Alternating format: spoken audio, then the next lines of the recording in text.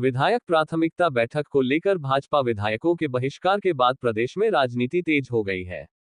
भाजपा ने मुख्यमंत्री पर झूठ बोलकर गलत तथ्य पेश कर प्रदेश की जनता को गुमराह करने का आरोप लगाया है। भाजपा विधायक रणधीर शर्मा ने मुख्यमंत्री को अपने आंकड़ों के सबूत पेश करने की चुनौती भी दी है।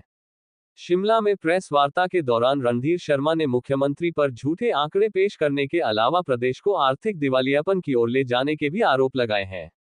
साथ ही रणधीर शर्मा ने विधानसभा में हुई भर्तियों में धांधली और सरकार के चहेतों को नौकरियां देने के भी आरोप लगाए हैं। हिमाचल प्रदेश भाजपा मीडिया विभाग के प्रभारी और श्री नैना देवी से विधायक रणधीर शर्मा ने कहा कि विधायक प्राथमिकताओं को लेकर मुख्यमंत्री ने झूठ बोलकर प्रदेश की जनता को गुमराह किया है। उन्होंने कहा कि मुख्यमंत्री ने जो आंकड़े पेश किए वह तथ्यों से परे है। पिछले 2 वर्षों में भाजपा विधायकों द्वारा दी गई प्राथमिकताओं पर नाबार्ड से कोई राशि नहीं मिली। उन्होंने कहा कि 2 सालों में विधायकों की प्राथमिकताओं पर डीपीआर नहीं बनी, वहीं जिन योजनाओं की डीपीआर बनी उनके लिए राशि स्वीकृत नहीं हुई। रणधीर शर्मा ने मुख्यमंत्री को मीडिया में दिए गए आंकड़ों के सबूत पेश करने की भी चुनौती दी है। उन्होंने कहा कि मुख्यमंत्री अपने आंकड़ों के सबूत पेश करें, अन्यथा अपना बयान वापस लें। उन्होंने कहा कि मुख्यमंत्री ने झूठ बोलने में केजरीवाल का रिकॉर्ड तोड़ दिया है। जनता उनके इस बयान से भ्रमित हुई है।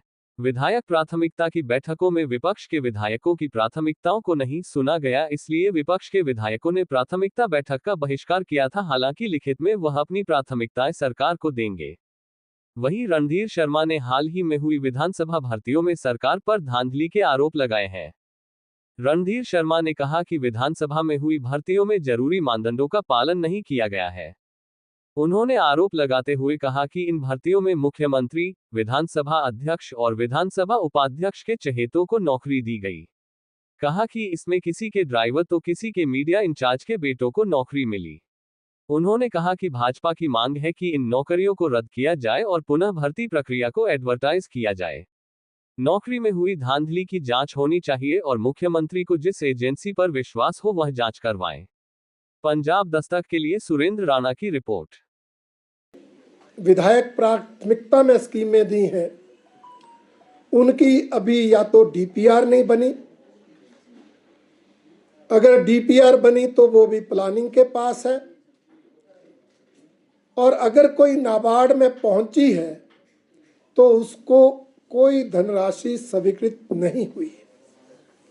यहां तक कि 2 साल से पहले की भी जो विधायक प्राथमिकता की स्कीमें नाबार्ड में गई हुई हैं, उनके लिए भी हमारे विधानसभा क्षेत्र की स्कीमों को धनराशि स्वीकृत नहीं हो रही। कारण ये है कि मुख्यमंत्री श्री सुखविंदर सिंह सुक्खू जी ने सत्ता में आने के बाद नाबार्ड द्वारा स्वीकृत स्कीमों के पैमाने बदल दिए। पहले ये परंपरा थी कि जो स्कीम पहले जाती थी उसको पहले स्वीकृत किया जाता था।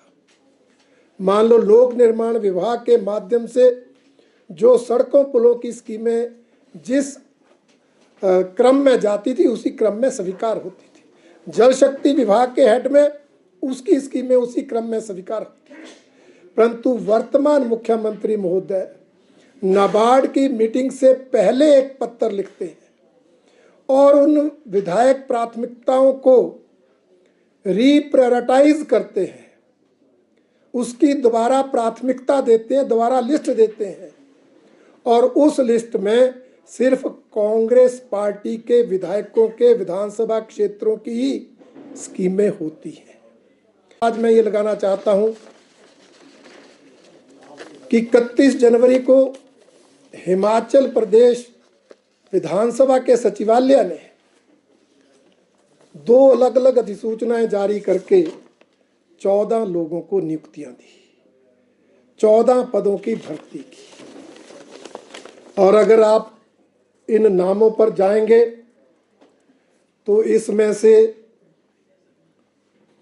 5 नियुक्तियां तो विधानसभा अध्यक्ष महोदय के विधानसभा क्षेत्र की हैं, जिला चंबा की। 5 ही नियुक्तियां हमीरपुर से हैं, मुख्यमंत्री जी के विधानसभा क्षेत्र से। 2-3 नियुक्तियां विधानसभा के उपाध्यक्ष महोदय के विधानसभा क्षेत्र जिला सिरमौर से है। ये जो नौकरियों की बंदरबाट हो रही है, भारतीय जनता पार्टी इसका कड़ा विरोध करती है।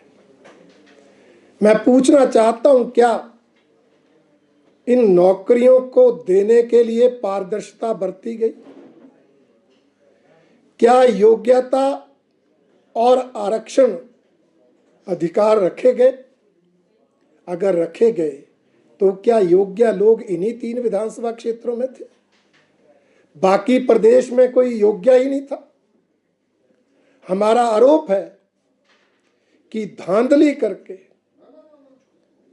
इन पदों पर मुख्यमंत्री, विधानसभा अध्यक्ष और उपाध्यक्ष के चहेतों को नौकरियां दी गई।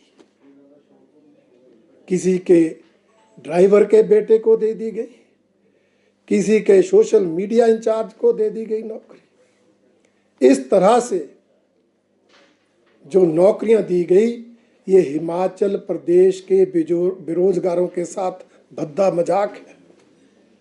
आपने जो 5 लाख सरकारी नौकरियां योग्यता के आधार पर और आरक्षण लागू करके देने की गारंटी दी थी, उसकी धज्जियां उड़ाने का ये जीता जागता उदाहरण है। मैं मांग करता हूं कि इन नियुक्तियों की जांच होनी चाहिए, और जांच करने की भी मुझे लगता आवश्यकता नहीं, क्योंकि ये नियुक्तियां अपने आप में ही जो नाम और पते हैं वो बता रहे हैं कि इसमें धांधली हुई है।